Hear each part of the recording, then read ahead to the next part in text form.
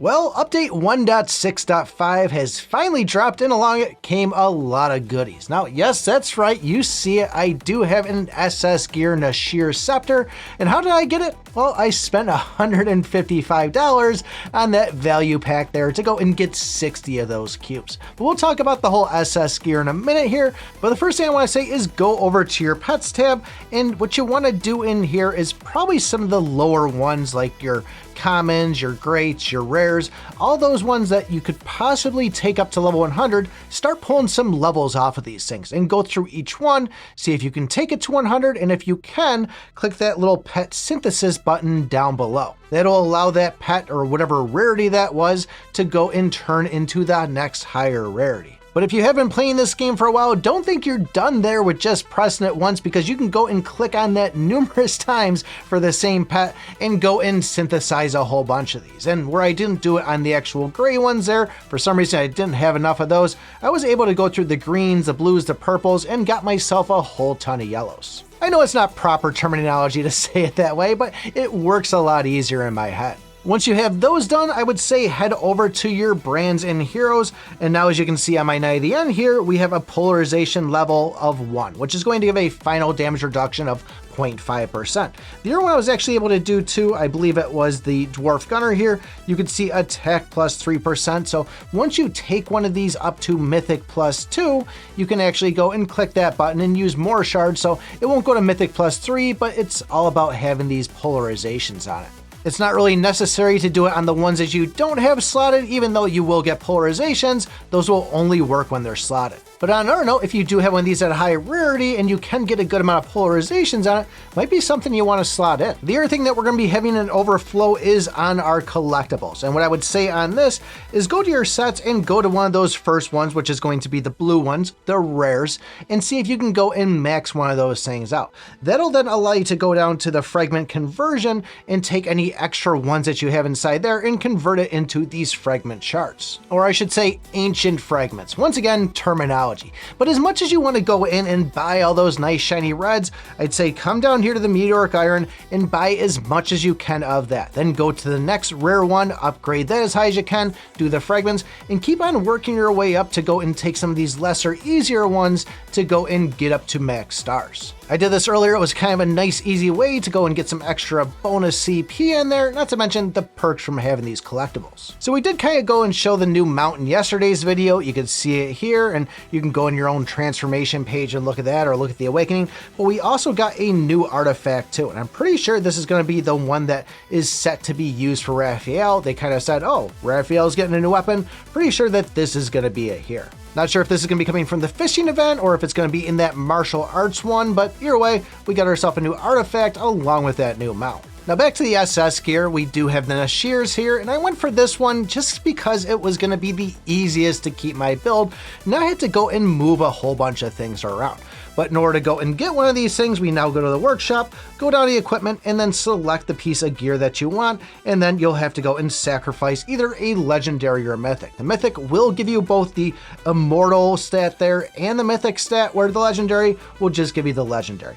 But we do need 60 of these divine cubes, which is the thing that I spent the money to get. There is a couple other spots in that special deal that pops up. One will be going from purchasing the packs. You can see it all the way down here for $130 on mine because I was browsing games on the Canadian App Store, but normally this is going to be $100. We can also get a deal on the Habby store there for $100 for 35 of these things, but really the better deal is going to be that value sale pack, the one where you had to spend $5 and $50 or whatever it was. Cost me $155. But now that I have one of these at the SS rarity, if I wanted to, I could actually go and use the swap talisman and turn this into a totally separate weapon here. I mean, we could just go through and click on that, but big thing being, we're gonna be using our swap talisman, which, by the way, hopefully you've been taking my advice on this because I've already used quite a bit of these things in order to get this thing where I have it. But my point is you won't necessarily need more than 60 of these if you do want to use swap talisman, but you might actually want to get some more, and I'm glad you're asking why would I want to get more? But if I scroll down a little bit, you see psychic attributes. We now have loadouts in here.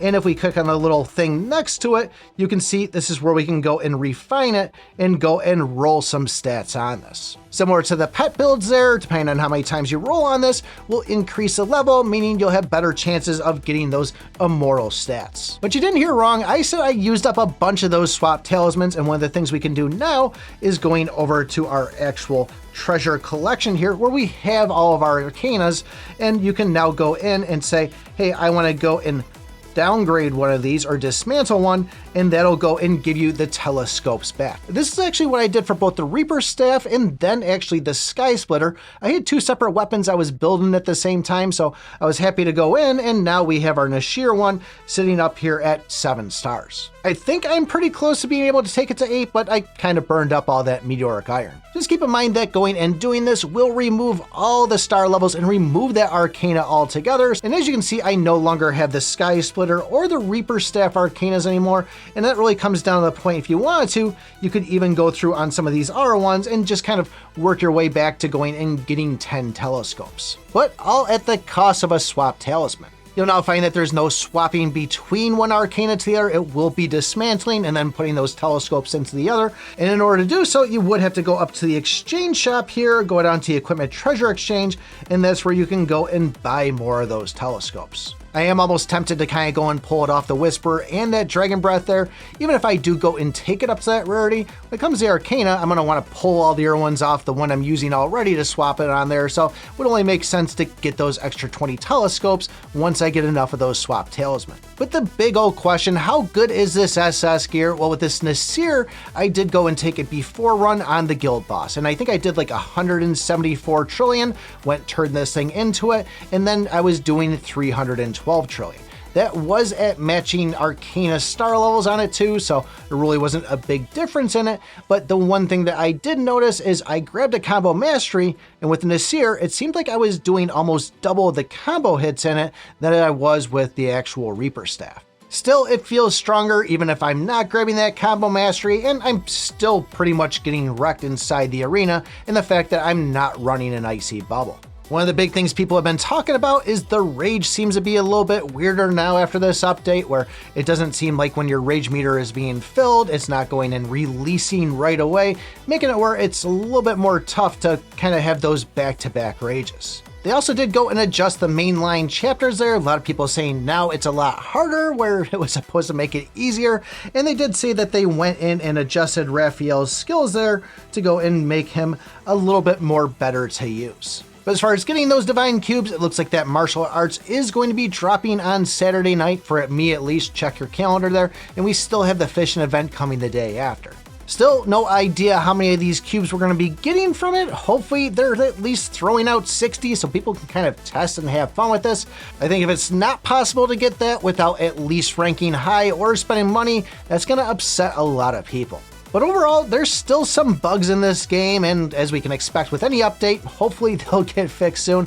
But I think they did a good job on this. I like the whole thing with the brands, the treasures, the pets. I like being able to go and fuse down those Arcanas there, and the fact that I had 2 separate builds, and it just felt like they were kind of being wasted, so this was a huge win for me. But there was a couple of things on the test server that I didn't actually see inside here. If you want to know what those are, you might want to take a look at this video right here. Thanks for watching, and remember, I pick my butt.